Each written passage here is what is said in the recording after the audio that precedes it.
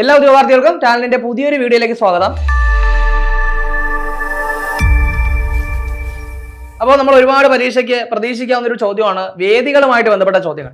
അപ്പോൾ ഈ ക്ലാസ്സിൽ നമ്മൾ ചർച്ച ചെയ്യാൻ പോകുന്നത് പ്രധാനപ്പെട്ട വേദികളാണ്. പക്ഷേ വേദികൾ പഠിക്കുമ്പോൾ സ്വാഭാവികമായിട്ടൊരു കൺഫ്യൂഷൻ ഉണ്ടാവാം. അതായത് ഈ വേദി അവിടെ ഇവിടെ ഇങ്ങനെയുള്ളൊരു കൺഫ്യൂഷൻ ഉണ്ടാവാറുണ്ട്. സോ ഇവിടെ നമുക്ക് യാതൊരു കൺഫ്യൂഷനും ഇല്ല. നമ്മളിവിടെ ആകെ ചർച്ച ചെയ്യാൻ പോകുന്നത് ഏകദേശം 35 വേദികളാണ്. പക്ഷേ 5 രാജ്യങ്ങൾ. അതായത് നമ്മളൊരു രാജ്യത്തെ ഫോക്കസ് ചെയ്യും, ആ രാജ്യത്ത് നടന്ന പ്രധാനപ്പെട്ട ഈവന്റുകൾ ഡിസ്കസ് ചെയ്യും. അങ്ങനെ 5 രാജ്യങ്ങൾ, അവിടെ നടന്ന പ്രധാന ഈവന്റുകൾ, അത്രയും മാത്രമേ നമ്മൾ പഠിക്കുന്നുള്ളൂ. ഈ ക്ലാസ് കൊണ്ട് നമ്മൾ എന്ത് ചെയ്യും? ആ വേദികളൊക്കെ പഠിച്ചെടുക്കും. അപ്പൊ നമുക്ക് ക്ലാസ്സിലേക്ക് പോവാം. അപ്പോൾ അതിൽ ആദ്യത്തെ നമ്മൾ ഫോക്കസ് ചെയ്യുന്ന രാജ്യം എന്ന് പറയുന്നത് നമ്മുടെ ഇന്ത്യ തന്നെയാണ്. അപ്പോൾ ഈ ഒരു 2023-25 കാലയളവിൽ ഇന്ത്യ വേദിയായ പ്രധാനപ്പെട്ട ഈവന്റുകൾ ഏതൊക്കെയാണ്, ഇന്ത്യ ഇനി ഏതൊക്കെയാണ് ആദ്യത്തെ വഹിക്കാൻ പോകുന്നത് തുടങ്ങിയ കാര്യങ്ങളാണ് നമ്മൾ ആദ്യം ഡിസ്കസ് ചെയ്യാൻ പോകുന്നത്. അപ്പോൾ ഇന്ത്യ വേദിയായ പ്രധാനപ്പെട്ട ഈവന്റുകൾ ഏതൊക്കെയാണെന്ന് നമുക്ക് നോക്കാം. ഒന്ന്, 72ാമത് മിസ് വേൾഡ് മത്സരം. എന്താണ് 72ാമത് മിസ് വേൾഡ് മത്സരത്തിന്റെ വേദി ഇന്ത്യയാണ്. അതായത് 2025 നടക്കും. എവിടെ വെച്ചാണെന്ന് ചോദിച്ചു കഴിഞ്ഞാൽ തെലങ്കാന. എവിടെ വെച്ച? തെലങ്കാന. അപ്പോൾ 2025 എന്ത് നടക്കുന്നത്? 72ാമത് മിസ് വേൾഡ് മത്സരം നടക്കുന്നത്. അത് തെലങ്കാനയെ വെച്ച് നടക്കും. അപ്പൊ അങ്ങനെയാണെങ്കിൽ 71ാമത് മിസ് വേൾഡ് മത്സരവും ഇന്ത്യയെ വെച്ചല്ലേ നടന്നത്? അത് 2024 നടന്നത്. അതിൽ ക്രിസ്റ്റീന സൈക്കോവ എന്ത് ചെയ്തിട്ടുണ്ടായിരുന്നു? കിരീടം നേടിയിട്ടുണ്ടായിരുന്നു. സോ അതുകൂടി ഓർക്കുക. അപ്പോൾ 72ാമത് മിസ് വേൾഡ് മത്സരം ആയിക്കോട്ടെ, 71ാമത് മിസ് വേൾഡ് മത്സരം ആയിക്കോട്ടെ, രണ്ടും ഇന്ത്യയിലാണ്. ഇനി 71ാമത് മിസ് വേൾഡ് മത്സരം എവിടെയായിരുന്നു? മുംബൈയിലായിരുന്നു. എവിടെയായിരുന്നു? മുംബൈയിലായിരുന്നു അതിന്റെ സമാപനം. അപ്പൊ ആ ഒരു കാര്യം കൂടി ഒന്ന് ഓർത്തു വയ്ക്കുക. ഇനി അടുത്ത വേദിയിലേക്ക് പോവാം. അതായത് 46ാമത് UNESCO world heritage committee meeting. എന്താണ് 46ാമത് UNESCO world heritage committee meeting 2024 നടന്ന എത്രാമത്തെ? 46ാമത്. നമ്പർ കൃത്യമായിട്ട് നോട്ട് ചെയ്യുക. 46ാമത് യുനെസ്കോ വേൾഡ് ഹെറിറ്റേജ് കമ്മിറ്റി. അപ്പോൾ അതിന്റെ വേദിയായത് ന്യൂഡൽഹിയാണ്. ഇനി ഒരു പ്രത്യേകത കൂടിയുണ്ട്. അതായത് ഈ ഒരു യുനെസ്കോ വേൾഡ് ഹെറിറ്റേജ് കമ്മിറ്റിക്ക് ഇന്ത്യ വേദിയാകുന്നത് ഇത് ആദ്യമാണ്. സോ അതുകൂടി വളരെ കൃത്യമായിട്ട് ഓർത്തു വയ്ക്കുക. ഇനി അടുത്ത വേദി എന്ന് പറയുന്നത് നമുക്കെല്ലാം അറിയാവുന്ന ഒരു വേദിയാണ്. അതായത് 5ാമത് വേൾഡ് കോഫി കോൺഫറൻസ്. അപ്പൊ എന്താണ് 5ാമത്? എത്രാമത്തെ? 5ാമത് വേൾഡ് കോഫി കോൺഫറൻസ് എന്ന് നടന്നു? 2023 നടന്നു. എന്നാണ് 2023 നടന്നത്. അതിന്റെ വേദി ബംഗളൂരു ആയിരുന്നു. അപ്പൊ ഇന്ത്യയിൽ എവിടെയാണ്? ബംഗളൂരുവിലാണ് 5ാമത് വേൾഡ് കോഫി കോൺഫറൻസ് നടന്നത്. അതുകൂടി കാര്യമായിട്ട് ഓർക്കുക.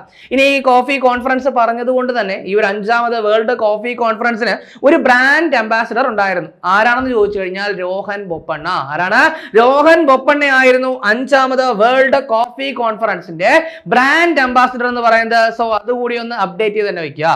ഇനി അടുത്തത് 46ാമത് അന്റാർട്ടിക് ട്രീറ്റി കൺസൾട്ടേറ്റീവ് മീറ്റിംഗ്. എന്താണ് 46ാമത് അന്റാർട്ടിക് ട്രീറ്റി കൺസൾട്ടേറ്റീവ് മീറ്റിംഗ്? അപ്പോൾ അതിന്റെ വേദിയായത് കൊച്ചിയാണ്. അപ്പോൾ അതുകൊണ്ടാണ് നമ്മൾ ഒരു കാര്യം ഡിസ്കസ് ചെയ്തത്. അപ്പോൾ കൊച്ചിയിൽ വെച്ച് നടന്നു. അപ്പോൾ ഇത് ഓർക്കുക. ഇനി ഏറ്റവും പ്രധാനപ്പെട്ടത്, പരീക്ഷയ്ക്ക് ഒരുപാട് തവണ ചോദിച്ചത്, അപ്പോൾ G20 മീറ്റിംഗ് 2023 G20 ഉച്ചകോടി എവിടെയാണ്? 2023 G20 ഉച്ചകോടിയുടെ വേദി എവിടെയായിരുന്നു? ഇന്ത്യയായിരുന്നു. 2023 നടന്നു. എത്രാമത്തെ? 18ാമത് G20 എവിടെ വെച്ച? ഇന്ത്യയിൽ വെച്ച് നടന്നു. ഇനി ഈ ഒരു G20 ഉച്ചകോടിയിൽ ഇന്ത്യൻ ഷെർപ്പ ആരായിരുന്നു? അമിതാഭ് കാന്ത്. ആരാണ്? അമിതാഭ് കാന്ത്. കാരണം ഈ ഒരു G20 മീറ്റിംഗുമായിട്ട് ബന്ധപ്പെട്ട് കുമരകത്ത് ഷെർപ്പ മീറ്റിംഗ് നടന്നത് PSC ചോദിച്ചിട്ടുള്ള കാര്യമാണ്. അതുപോലെ തന്നെ തിരുവനന്തപുരത്ത് വെച്ചും കൊച്ചിയിൽ വെച്ചൊക്കെ എന്താണ് ഈ ഒരു G20 ഭാഗമായിട്ടുള്ള മീറ്റിങ്ങുകളൊക്കെ നടന്നിട്ടുണ്ടായിരുന്നു. അതൊക്കെ എന്ത് ചെയ്തിട്ടുണ്ടായിരുന്നു? PSC ചോദിച്ചിട്ടുണ്ടായിരുന്നു. ഷെർപ്പയുടെ കാര്യം ചോദിച്ചിട്ടുണ്ടായിരുന്നു. സോ അതുകൊണ്ടൊക്കെ തന്നെ കൃത്യമായിട്ട് ഓർക്കുക. 18ാമത് G20 അഥവാ 2023 G20 ഉച്ചകോടി എവിടെ വെച്ച് നടന്നു? ഇന്ത്യയിൽ വെച്ചാണ് നടന്നതെന്നുള്ള കാര്യം കൃത്യമായിട്ട് അപ്ഡേറ്റ് ചെയ്യുക. ഇനി ഈ G20 ചില പ്രത്യേകതകളൊക്കെ ഉണ്ടായിട്ടുണ്ടായിരുന്നു. എന്തൊക്കെയായിരുന്നു? ഈ പറയുന്ന ആഫ്രിക്കൻ യൂണിയൻ G20 അംഗമായത് ഇന്ത്യയിൽ വെച്ച് നടന്ന G20 വെച്ചായിരുന്നു. അതായത് നമുക്കറിയാം ഏറ്റവും ലേറ്റസ്റ്റ് എൻട്രി ആണ് G20 എന്താണ് ഏറ്റവും ലേറ്റസ്റ്റ് എൻട്രി ആണ് ആരെന്ന് പറയുന്നത്? African union. അപ്പൊ അവർ അംഗമായത് ഏത് G20 എന്ന് ചോദിച്ചു കഴിഞ്ഞാൽ ഇന്ത്യ വേദിയായ G20 ആണ്. ഇനി അതുപോലെ തന്നെ സ്റ്റാർട്ടപ്പ് 20 എന്ന് പറയുന്ന ഒരു എൻഗേജ്മെന്റ് ഗ്രൂപ്പ് ഈ സ്റ്റാർട്ട് ചെയ്തത് G20 സ്റ്റാർട്ട് ചെയ്തതും ഈ പറയുന്ന ഇന്ത്യയിൽ നടന്ന G20 വെച്ചായിരുന്നു. സോ അതുകൂടി ഒന്ന് ഓർത്തു വയ്ക്കുക. ഇനി അതിന് പുറമെ തന്നെ ഗ്ലോബൽ ബയോഫ്യൂവൽ അലയൻസ് എന്ന് പറയുന്ന എന്താണ് ഒരു പ്രഖ്യാപനം. എന്താണ് ഗ്ലോബൽ ബയോഫ്യൂവൽ അലയൻസിന്റെ പ്രഖ്യാപനം? അതായത് ശുദ്ധവായു ഇന്ധനങ്ങളുടെ പ്രോത്സാഹനം വർദ്ധിപ്പിക്കാനുള്ള ഗ്ലോബൽ ബയോഫ്യൂവൽ അലയൻസിന്റെ എന്താണ് പ്രഖ്യാപനവും എന്ത് ചെയ്തിട്ടുണ്ടായിരുന്നു? ഈ പറയുന്ന ഇന്ത്യയിൽ നടന്ന G20 ആയിരുന്നു. സോ അതൊക്കെ എന്ത് ചെയ്യുക? കൃത്യമായിട്ടൊന്ന് ഓർത്തു വയ്ക്കുക. ഇനി അടുത്തൊരു വേദി എന്ന് പറയുന്നത് ആഗോള ബുദ്ധമത ഉച്ചകോടിയാണ്. 2023 ആഗോള ബുദ്ധമത ഉച്ചകോടി. അതിന്റെ വേദിയും ഇന്ത്യ തന്നെയാണ്. ഇനി അതുപോലെ തന്നെ 2023 SCO ഉച്ചകോടി അഥവാ ഷാങ്ഹായ് കോർപ്പറേഷൻ ഓർഗനൈസേഷൻ ഏഷ്യൻ ഉച്ചകോടി എന്താണ് SCO ഉച്ചകോടി നടന്നതും ഇന്ത്യയിലാണ്. പക്ഷെ ഒരു കാര്യമുണ്ട്, ഇത് വെർച്വൽ ഫോമിലാണ് നടന്നത്. അപ്പോൾ ഒരു വെർച്വൽ ഉച്ചകോടി ആയിരുന്നു. അപ്പോൾ അത് ഹോസ്റ്റ് ചെയ്ത ആരാണ്? ഇന്ത്യയാണ്. ഇനി അടുത്തത് 2025 വേവ്സ് സബ്മിറ്റ് എന്നാണ്. 2025 വേവ് സബ്മിറ്റ് അഥവാ world audio visual and entertainment submit എന്നാണ്. 2025 വേവ്സിന്റെ വേദി അഥവാ world audio visual and entertainment സബ്മിറ്റിന്റെ വേദിയും എവിടെയാണ്? ഇന്ത്യയാണ്. ഇനി 2027 നടക്കാൻ പോകുന്ന ഒരു കാര്യം, അതായത് 2025 എന്താണ് ബിംസ്റ്റെക്കിന്റെ എന്താണ് യോഗം എവിടെ വെച്ചുണ്ടായിരുന്നു? തായ്ലൻഡ് വെച്ച് നടക്കുകയുണ്ടായി. ബിംസ്റ്റെക് ഉച്ചകോടി എന്താണ് തായ്ലൻഡ് വെച്ച് നടക്കുകയുണ്ടായി. സോ ആ ഉച്ചകോടിക്ക് ശേഷം എടുത്തൊരു തീരുമാനമാണ് എന്ത് ചെയ്യാൻ പോവുകയാണ്? ബിംസ്റ്റെക് ഗെയിംസ് നടത്താൻ പോവുകയാണ്. 2027 ബിംസ്റ്റെക്കിന്റെ ഗെയിംസ് നടത്താൻ പോവുകയാണ്. സോ ആ ഗെയിംസിന് വേദിയാവുന്നതും എവിടെയാണ്? ഇന്ത്യയാണ്. അതായത് പ്രഥമ ബിംസ്റ്റെക് ഗെയിംസിന്റെ വേദി 2027 അതിന് ആതിഥേയത്വം വഹിക്കുന്നത് ഇന്ത്യ ആണെന്നുള്ള കാര്യം ഓർക്കുക. ഇനി കുറച്ച് വീണ്ടും അടുത്ത സ്പോർട്സുമായി ബന്ധപ്പെട്ട കുറച്ച് വേദികളിലോട്ടാണ് പോകുന്നത്. അതായത് 2023 ICC പുരുഷ ഏകദിന ലോകകപ്പ് പ്രത്യേകിച്ച് പറയേണ്ട ആവശ്യമില്ല, നമുക്കറിയാം ഇന്ത്യയാണ് വേദിയ എന്നുള്ള കാര്യം അറിയാം. ജേതാക്കൾ ആരായിരുന്നു? ഓസ്ട്രേലിയ ആയിരുന്നു ജേതാക്കൾ എന്ന് പറയുന്നത്. ഇനി അതുപോലെ തന്നെ റണ്ണറപ്പ് ആരായിരുന്നു? ഇന്ത്യ തന്നെയായിരുന്നു റണ്ണറപ്പ് എന്ന് പറയുന്നത്. ഇതൊക്കെ എന്താണ് നമുക്ക് അറിയാവുന്ന കാര്യമാണ്. പക്ഷെ ഈ ഒരു ഏകദിന ലോകകപ്പിന്റെ വേദിക്ക് ഒരു പ്രത്യേകത ഉണ്ടായിരുന്നു. അതായത് പൂർണ്ണമായും ഇന്ത്യയിൽ വെച്ച് നടന്ന ആദ്യ പുരുഷ ഏകദിന ലോകകപ്പാണ് ഏതെന്ന് പറയുന്നത് 2023 പുരുഷ ഏകദിന ലോകകപ്പ്. അപ്പോൾ നമ്മുടെ ICC ടൂർണമെന്റ്സിന്റെ വീഡിയോ നമ്മൾ ചെയ്തിട്ടുണ്ടായിരുന്നു. സോ അതിൽ നമ്മൾ ഡീറ്റെയിൽ ആയിട്ട് തന്നെ ഈ ഒരു ടൂർണമെന്റിനെ പറ്റിയൊക്കെ ചർച്ച ചെയ്തിട്ടുണ്ടായിരുന്നു. അപ്പോൾ കാണാത്തവരെ അത് കൃത്യമായിട്ട് കാണുക. അപ്പോൾ 2023 ICC പുരുഷ ഏകദിന ലോകകപ്പിന്റെ വേദി എവിടെയാണ്? ഇന്ത്യയാണ്. അന്ന് ജേതാക്കളായത് ഓസ്ട്രേലിയ ആണ്. ഇനി വീണ്ടും ഒരു ഏകദിന ലോകകപ്പ്, പക്ഷേ ഇത് വനിതാ ഏകദിന ലോകകപ്പാണ്. അതായത് ICC വനിതാ ഏകദിന ലോകകപ്പ് 2025 നടക്കുന്ന ICC വനിതാ ഏകദിന ലോകകപ്പിന്റെ വേദിയും എവിടെയാണ്? ഇന്ത്യയാണ്. പക്ഷേ ടൂർണമെന്റ് നടന്നിട്ടില്ല, നടക്കാതിരിക്കുകയാണ്. സോ ആ വേദിയും ഇന്ത്യ തന്നെയാണ്. ഇനി അടുത്തതെന്ന് പറയുന്നത് 141ാമത് ഇന്റർനാഷണൽ ഒളിമ്പിക്സ് കമ്മിറ്റി സെഷൻ. എത്രാമത്തെ? 141ാമത് ഇന്റർനാഷണൽ ഒളിമ്പിക് കമ്മിറ്റി സെഷൻ വേദിയായത് മുംബൈയാണെന്ന് ഓർക്കുക. അതായത് ശരിക്കും പറഞ്ഞാൽ 2024 പാരീസ് ഒളിമ്പിക്സിന് മുമ്പ് നടന്നൊരു ഏതാണ് ഒളിമ്പിക് കമ്മിറ്റി സെഷനാണിത്. അപ്പോൾ അതിന് വേദിയായത് മുംബൈ ആണെന്നുള്ള കാര്യം ഓർക്കുക. കാരണം 2023 ഈ ഒരു സെഷൻ നടന്നത്. അപ്പോൾ ഇതിൽ വെച്ചിട്ടായിരുന്നു ലോസ് ഏഞ്ചൽസ് ഒളിമ്പിക്സിൽ എന്തൊക്കെ ഉൾപ്പെടുത്തണം എന്നുള്ള കാര്യങ്ങളടക്കം തീരുമാനിച്ചത്. സോ അതുകൊണ്ട് കാര്യമായിട്ട് ഓർക്കുക. 141ാമത് ഇന്റർനാഷണൽ ഒളിമ്പിക് കമ്മിറ്റി സെഷന്റെ വേദി എവിടെയായിരുന്നു? മുംബൈ ആയിരുന്നു. ഇനി പ്രഥമ ഖോ വേൾഡ് കപ്പ് ഒരുപക്ഷെ പരീക്ഷയ്ക്ക് പോകുന്ന എല്ലാവരും നോട്ട് ചെയ്ത് വെച്ചൊരു കാര്യമായിരിക്കും. കാരണം ഇതിൽ നിന്നൊരു ചോദ്യം നമുക്ക് ഇനിയുള്ള പരീക്ഷയ്ക്ക് എക്സ്പെക്ട് ചെയ്യാൻ പറ്റും. അപ്പോൾ പ്രഥമ ഖോ വേൾഡ് കപ്പ് 2025 അതിന്റെ വേദിയും എവിടെയായിരുന്നു? ഇന്ത്യ ആയിരുന്നു അതിന്റെ വേദി എന്ന് പറയുന്നത്. ഇതിൽ ജേതാക്കളായത് നമുക്കറിയാം അല്ലെ, വനിതാ വിഭാഗമായാലും പുരുഷ വിഭാഗമായാലും ജേതാക്കൾ ആര് തന്നെയാണ്? ഇന്ത്യ തന്നെയാണ് ജേതാക്കൾ. അപ്പോൾ പ്രഥമ ഖോ വേൾഡ് കപ്പ് നടന്നത് ഇന്ത്യയിൽ വെച്ചാണ്.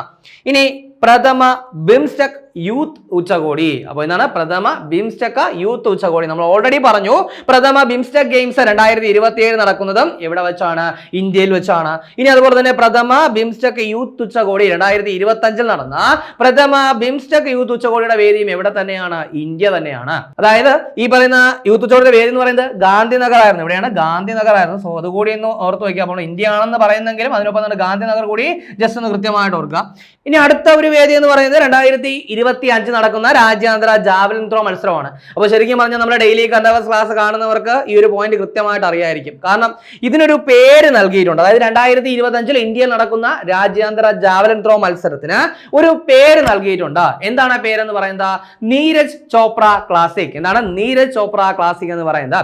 അതായത് നീരജ് ചോപ്രയോടുള്ള ആദര സൂചകമായിട്ട് ഈ ഒരു ജാവലിൻ ത്രോ മത്സരത്തിന് എന്ത് നൽകി? അദ്ദേഹത്തിന്റെ പേര് നൽകി. കൃത്യമായിട്ട് ഓർക്കുക. നീരജ് ചോപ്ര എന്ന് പറയുന്നത് 2 ഒളിമ്പിക് മെഡൽ നേടിയ വ്യക്തിയാണ്. അതായത് 2020 ടോക്കിയോ ഒളിമ്പിക്സിൽ എന്ത് ചെയ്തിട്ടുണ്ടായിരുന്നു? ഗോൾഡും 2024 പാരീസിൽ എന്താണ് സിൽവറും നേടിയിട്ടുണ്ടായിരുന്നു.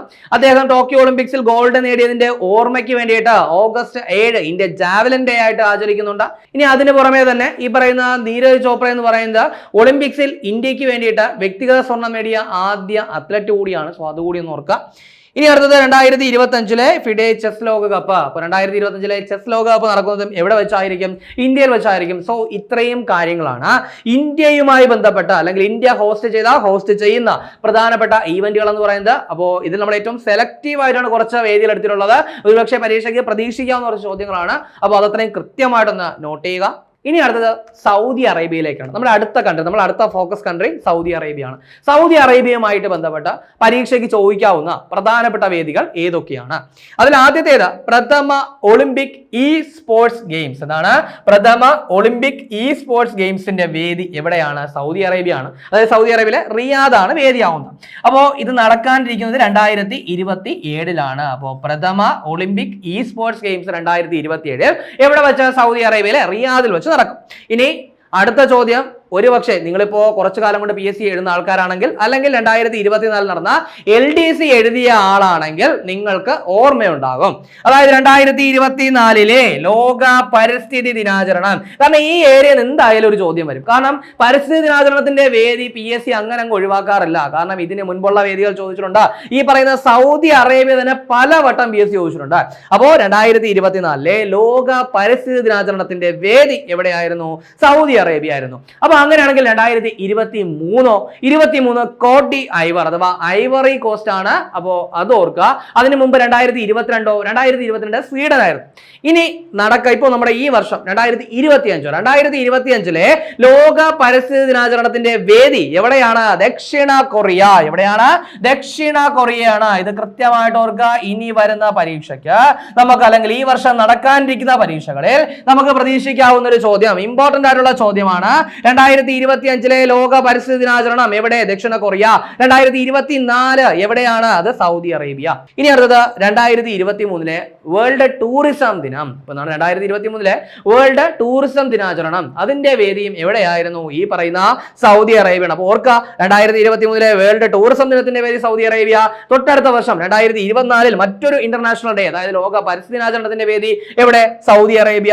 സോ അത് കൃത്യമായിട്ട് ഓർത്തു പോവുക. അപ്പൊ ഇവിടെ എന്തായാലും നമ്മൾ ഈ ഒരു ടൂറിസം ദിനത്തെ പറ്റി പറഞ്ഞല്ലേ. അപ്പൊ അങ്ങനെയാണെങ്കിൽ എന്നാണ് വേൾഡ് ടൂറിസം ദിനം എന്ന് പറയുന്നത്? അത് സെപ്റ്റംബർ 27 ആണ്. എന്നാണ്? സെപ്റ്റംബർ 27 ആണ്. ഓർക്കുക, സെപ്റ്റംബർ 27 ആണ് ലോക ടൂറിസം ദിനം എന്ന് പറയുന്നത്. അപ്പൊ 2023 വേദി പറഞ്ഞ സ്ഥിതിക്ക് നമുക്ക് 2024 ഒഴിവാക്കാൻ പറ്റില്ല. 2024 ജോർദാനാണ്. എവിടെയാണ്? ജോർദാനാണ് 2024. ഇനി അടുത്ത വേദിയിലേക്ക് വരാം. അടുത്തത് വീണ്ടും എന്താണ്? നമ്മുടെ സൗദി അറേബ്യ ആതിഥേയത്വം വഹിക്കുന്ന മറ്റൊരു പ്രധാനപ്പെട്ട ഈവന്റ് എന്ന് പറയുന്നത് എന്താണ്? 2034 ഫിഫ പുരുഷ ലോകകപ്പ്. 2034 ഫിഫ പുരുഷ ലോകകപ്പിന്റെ വേദി എവിടെയാണ്? അതും ഈ പറയുന്ന സൗദി അറേബ്യ തന്നെയാണ്. ഇത് കൃത്യമായിട്ട് എന്ത് ചെയ്യുക? ഒന്ന് ഓർത്തു വയ്ക്കുക. അപ്പൊ എന്തായാലും ഇവിടെ 2034 ഫിഫ ലോകകപ്പ് പറഞ്ഞല്ലേ. സോ അങ്ങനെയാണെങ്കിൽ അതിന് മുൻപ് നടക്കാനിരിക്കുന്ന ഫിഫ ലോകകപ്പുകൾ ഏതൊക്കെയുണ്ട്? 2030 പുരുഷ ലോകകപ്പ് ഉണ്ട്. അതിൽ ഹോസ്റ്റ് ചെയ്യുന്ന 3 കൺട്രീസ് ആണ്. അതായത് സ്പെയിൻ, മൊറോക്കോ, പോർച്ചുഗൽ. ആ 3 കൺട്രീസ് ആണ് 2030 ഹോസ്റ്റ് ചെയ്യുന്നത്. ഇനി അതിനു മുമ്പ് 2026, അതായത് വരാനിരിക്കുന്ന വർഷം നടക്കുന്ന ഫിഫ പുരുഷ ലോകകപ്പ്. അപ്പൊ അത് ഹോസ്റ്റ് ചെയ്യുന്നത് 3 കൺട്രീസ് തന്നെയാണ്. അതായത് കാനഡ, മെക്സിക്കോ, USA എന്നീ 3 രാജ്യങ്ങൾ ചേർന്നാണ് എന്ത് ചെയ്യുന്നത്? ആ ഒരു ലോകകപ്പ് നടത്തുന്നത്. അപ്പോൾ അങ്ങനെയാണെങ്കിൽ ഇതിനു മുൻപ് കഴിഞ്ഞ ലോകകപ്പ് എന്നാണ്? 2022 അത് ഹോസ്റ്റ് ചെയ്ത ഖത്തർ ആയിരുന്നു എന്നുള്ള കാര്യം ഓർത്തു വയ്ക്കുക. ജേതാക്കൾ അർജന്റീന ആയിരുന്നു ഓർത്തു വയ്ക്കുക. റണ്ണറപ്പ് ആരായിരുന്നു? ഫ്രാൻസ് ആയിരുന്നു. ഇനി അടുത്തത് 2030 വേൾഡ് എക്സ്പോ. 2030 വേൾഡ് എക്സ്പോയുടെ വേദിയും എവിടെ തന്നെയാണ്? സൗദി അറേബ്യ തന്നെയാണ്. ഇനി AFC ഏഷ്യൻ കപ്പ് 2027 നടക്കുന്ന AFC ഏഷ്യൻ കപ്പും എവിടെ വെച്ച? സൗദി അറേബ്യയിൽ വെച്ച് നടക്കും. ഇനി ഏറ്റവും പ്രധാനപ്പെട്ട ഒന്ന് റഷ്യ ഉക്രൈൻ സമാധാന ഉച്ചകോടി. റഷ്യ ഉക്രൈൻ ഇത് നമുക്കറിയാവുന്ന കാര്യമാണ്. സോ അതിന്റെ പശ്ചാത്തലത്തിൽ റഷ്യ ഉക്രൈൻ സമാധാന ഉച്ചകോടി എന്ത് ചെയ്തു? 2023 നടത്തിയതും എവിടെ വെച്ചായിരുന്നു? സൗദി അറേബ്യയിൽ വെച്ചായിരുന്നു. സോ അതുകൂടി ഒന്ന് അപ്ഡേറ്റ് ചെയ്ത് വയ്ക്കാം. ഇനി നമ്മുടെ അടുത്ത രാജ്യം ബ്രസീലാണ്. അപ്പോൾ നമ്മൾ ഇന്ത്യയുമായിട്ട് ബന്ധപ്പെട്ട വേദികൾ ചർച്ച ചെയ്തു. അതിനുശേഷം സൗദി അറേബ്യയിലേക്ക് വന്നു. ഇനി അടുത്തത് ബ്രസീലാണ്. ഒരു പക്ഷേ ഈ വർഷം PSC പരീക്ഷയിൽ ഏറ്റവും കൂടുതൽ ചോദിക്കാൻ സാധ്യതയുള്ള വേദികൾ ഉള്ളത് ഏത് രാജ്യത്താണെന്ന് ചോദിച്ചു കഴിഞ്ഞാൽ ബ്രസീലാണ്. കാരണം അതിൽ ഏറ്റവും പ്രധാനപ്പെട്ട ഒന്ന് 2025 കാലാവസ്ഥാ വ്യതിയാന ഉച്ചകോടി അഥവാ COP30. ഇതാണ് COP30. 2025 കാലാവസ്ഥാ വ്യതിയാന ഉച്ചകോടി നടക്കുന്നത് എവിടെയാണ്? ബ്രസീലിലാണ്.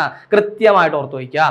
അതായത് പലവട്ടം ഈ ഒരു കാലാവസ്ഥാ വ്യതിയാന ഉച്ചകോടി ചോദിച്ചിട്ടുണ്ട്. അപ്പൊ അതുകൊണ്ട് തന്നെ നോക്കുക, 2025 കാലാവസ്ഥാ വ്യതിയാന ഉച്ചകോടി എവിടെ വെച്ചാ? ബ്രസീലിൽ വെച്ചാണ്. അപ്പൊ അങ്ങനെയാണെങ്കിൽ കഴിഞ്ഞ വർഷം 2024 അഥവാ COP29 എവിടെ വെച്ചായിരുന്നു? അസർബൈജാൻ. എവിടെയാണ്? അസർബൈജാൻ ആണ്.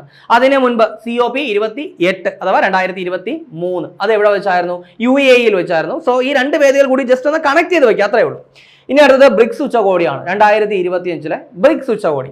അതിന്റെ വേദിയും എവിടെ തന്നെയാണ്? ബ്രസീൽ തന്നെയാണ്. അപ്പോൾ ഇത് പരീക്ഷയ്ക്ക് ചോദിക്കാൻ സാധ്യതയുള്ള ഒരു വേദിയാണോ? അപ്പൊ അങ്ങനെ ചോദിച്ചു കഴിഞ്ഞാൽ ആണ്. കാരണം എന്ന് വെച്ച് കഴിഞ്ഞാൽ സെക്രട്ടേറിയറ്റ് OA പോലുള്ള പരീക്ഷയുടെ പ്രിലിംസിന് എന്താണ് ബ്രിക്സ് ഉച്ചകോടിയുടെ സ്റ്റേറ്റ്മെന്റ് ഉണ്ടായിരുന്നു. അതായത് നിങ്ങൾക്ക് ചെക്ക് ചെയ്ത് നോക്കിയാൽ മനസ്സിലാവും.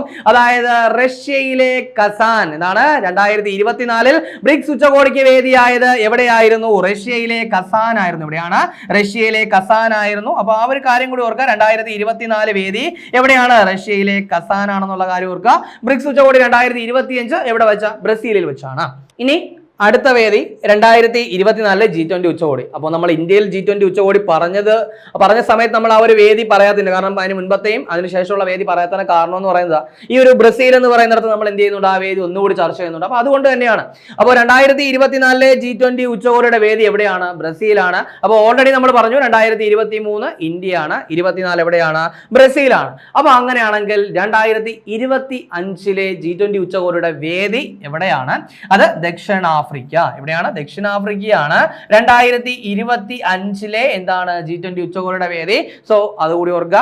ഇനി ഏറ്റവും പ്രധാനപ്പെട്ട ഒരു ഈവന്റ് ആണ് 2027 ഫിഫ വനിതാ ലോകകപ്പ്. 2027 നടന്ന ഫിഫ വനിതാ ലോകകപ്പ് വേദി എവിടെയെന്ന് ചോദിച്ചു കഴിഞ്ഞാൽ എവിടെയാണ്? ബ്രസീലാണ്. 2027 ഫിഫ വനിതാ ലോകകപ്പ് എവിടെയാണ്? ബ്രസീലാണ്. അത് വളരെ കൃത്യമായിട്ടൊന്ന് ഓർത്തു വയ്ക്കാം.